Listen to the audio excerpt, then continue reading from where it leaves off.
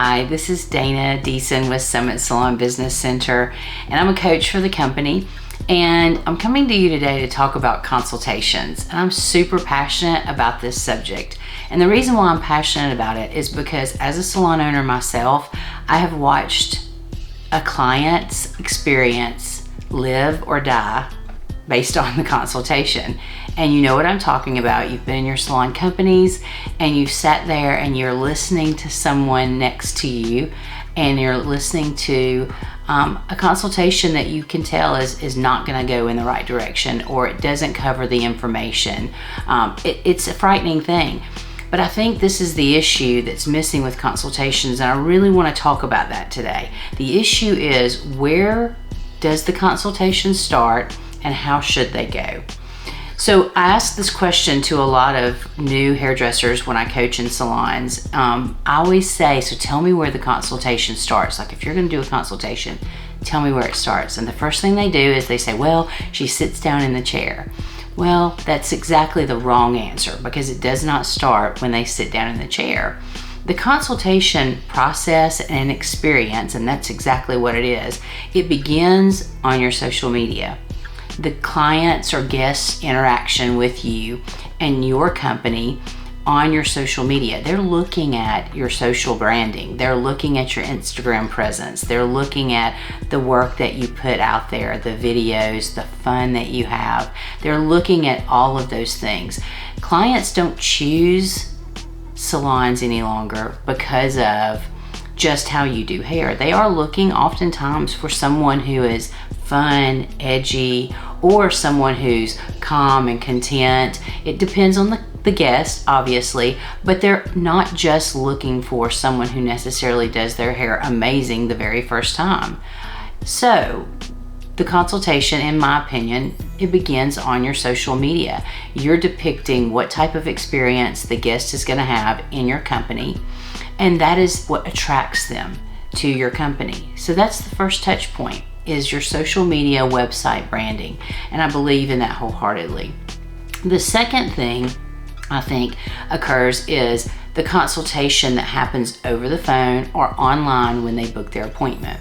So if you're someone who has a phone presence where clients contact your salon to book their appointments, this is what happens. They call, they've seen your branding, and when they call, they probably have questions. They're probably curious about different parts of services, different types of services, how long it takes, the experience level by chance of the service provider. So it's really important that on the phone, when that consultation takes place, that you have properly trained your team who's answering the phone to understand that they're talking to somebody who really probably has some serious questions, and they are gauging that conversation on whether or not they actually keep that appointment. And we don't want that to happen.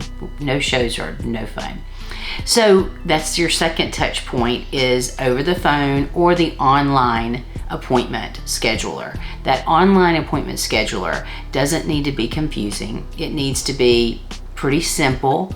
It doesn't need to be not user-friendly. So if you have an online scheduler that doesn't allow for the client to make their appointment readily and easily, with ease and comfort, and it causes them to have struggles doing so, that can really impact the ability for the client to come in. So that is a piece of the consultation. They're choosing different things that matter to them. So there's your second point, is that presence over the phone, that conversation, and then their ease and ability to make their appointment online for the services that they believe that they need in your company. Now, the third touch point for the consultation, these are all pieces of the consultation, you guys, is the virtual consultation. And I know we've been talking about this a lot, and I think that most people are doing these on some level, whether it's via an image that someone sent them or posted on the social media platform that they are on. But the reality is, virtual consultations are amazing, and this is why. If you can do a virtual consultation, your team members, before a new client walks in, you can cover a lot of ground that doesn't take place in the chair, occupying valuable time and losing valuable income. So what I mean is, we can have the conversation about what type of services they've received in the past, if they've been professional or if they've been drugstore, home color, those kinds of things. Also, we can have the money conversation, which is a super important piece of the conversation. We want them to know what it's going to cost when they come in, right? We can also have the timing conversation. One thing we know to be true is students are coming out of school and they're not necessarily the fastest in the world. So we want to make sure that the client understands that the person we're scheduling their appointment with, that they may be in the salon this amount of time. And we just want them to know that please plan to spend 3 hours with us for this particular service.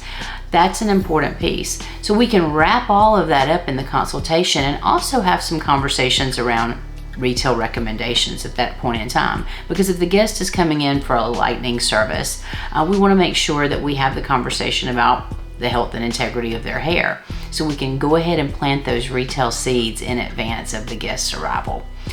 The fourth thing is the next touch point in the chair. That is the ultimate consultation. And in that consultation, there are two parts: what we're going to do today and recommendations I'm going to make for you today.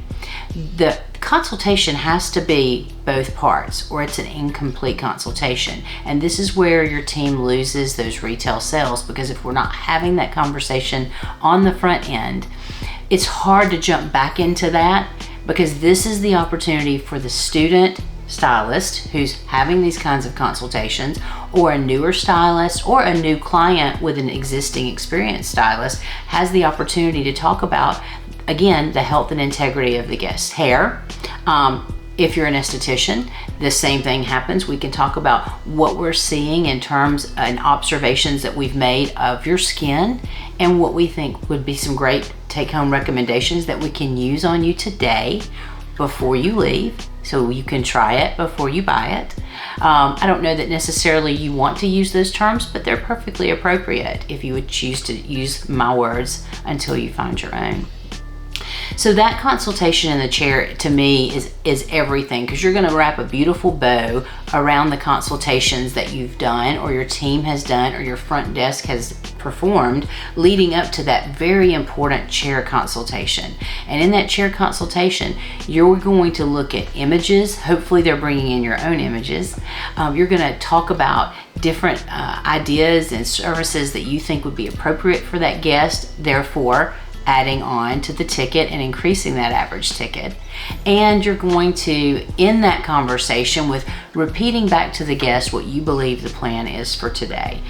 I don't think that many of our industry professionals understand the importance of repeating back what we've discussed in that conversation and what we believe the client has said to us and what we believe we've said to them. Oftentimes your guest is coming in, your client, they are distracted, they're on their phone, and you may be distracted as well. It's very easy for two distracted parties to come together and not realize that we've agreed upon a few things that maybe aren't going to be part of the plan, and we've agreed upon things that are. It can go south real easy if we're not actively listening and doing that. So the repeating back in the conversation, I think, is super critical. And I believe that's important for any level stylist, whether you're a new stylist or whether you're a long-term professional in the industry. That conversation, even with your long-term existing client, is super important. And I think it's even more important to them that you're taking that time to do that. So I hope that this information today has been good for you. I hope that you can take away some nuggets and utilize those in your everyday professional careers behind the chair or in your spas. And I look forward to talking to you again in the future. Thank you so much and have an amazing day.